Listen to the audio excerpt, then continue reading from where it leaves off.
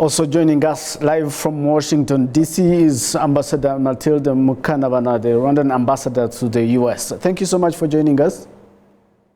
Thank you so much.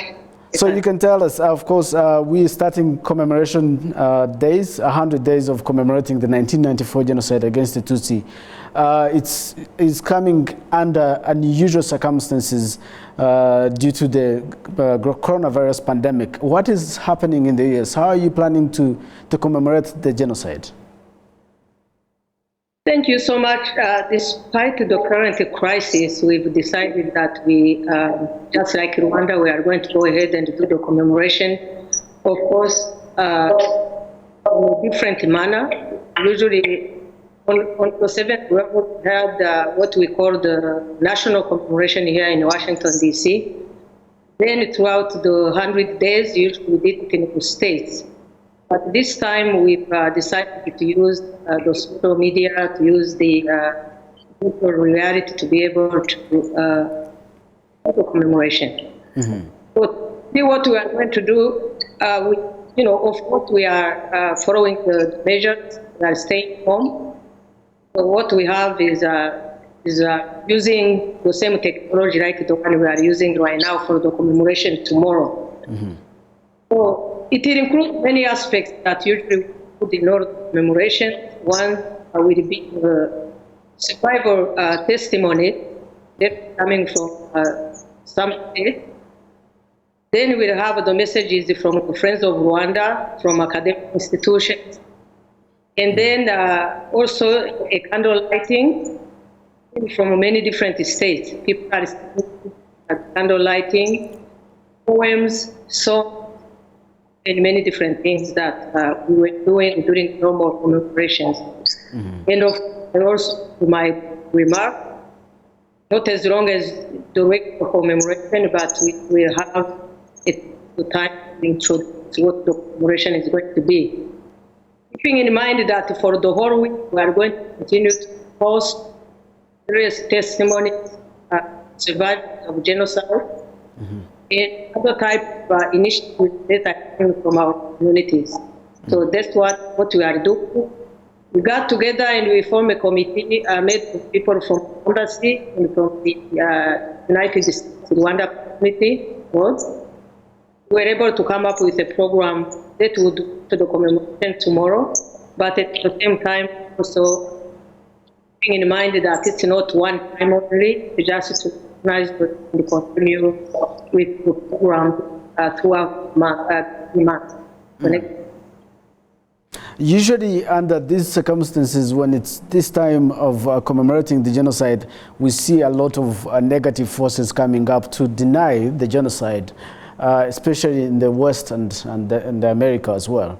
What are you preparing right now to avert a genocide denial in your community?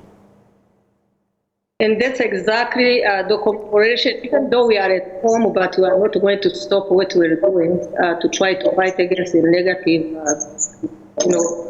people who have been denying the genocide. And as you say, very well so is that, especially during this particular time, is when right things and many different things about denying the genocide come. We take this advantage when people are suffering, when they are remembering to rewrite the history of Rwanda. So all our people are aware of that, and we've taken the commitment to fight against it wherever we are and to counter whatever negative connection, but also to promote positive stories out of the country. Mm. So this of solidarity of growth or recovery as a nation are that are to be promoted during this whole period, including also ideas of bringing young people's voices throughout the day. Mm. Let's talk about coronavirus before I leave you to go. U.S. is, topping the list of the countries globally in terms of infections, and of course it has a high number of deaths. So what are you doing as the Rwandan ambassador to the U.S. in terms of bringing Rwandan community in the U.S., informing them the right things to do, but also encouraging them to stay safe and to stay home? Oh, thank you so much. The message is clear. We continuously communicate with our communities, and we do conference calls. We call in all the communities in the United States. We have about 27 constituted, but also the United States, Rwanda community abroad. That we do the communication, but it's going beyond just protection and people staying home, but also to see how we can come up with solutions. And part of the efforts that our country is doing also to attend to people who might be affected negatively because of coronavirus. So the community and the promotion of solidarity is hard times is the message that is going out there. We've been pretty lucky, I would say, because there are not really many Rwandans affected by the coronavirus itself. But obviously, there are some also who have lost their employment as what is taking place. But so the message is continuing to go, but more importantly also, people are returning to what Rwanda is doing, what our country is doing. That is pretty exemplary when you look at how you fight against coronavirus is affecting the world. So we follow what is taking place here. We follow the directives by the government here, but also we look at what Rwanda is doing in both addressing the issue of coronavirus, but also in protecting ourselves and be safe there.